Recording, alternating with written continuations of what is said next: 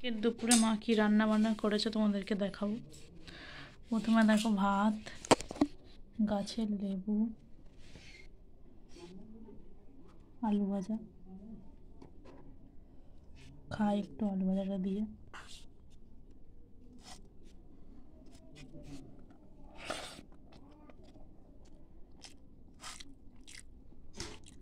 আলু ভাজা তো আলু ভাজার মতনই হয়।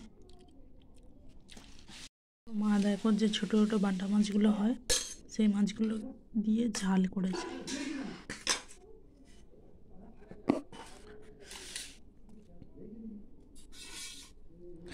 এগুলো দিয়ে খেয়ে দেখবো।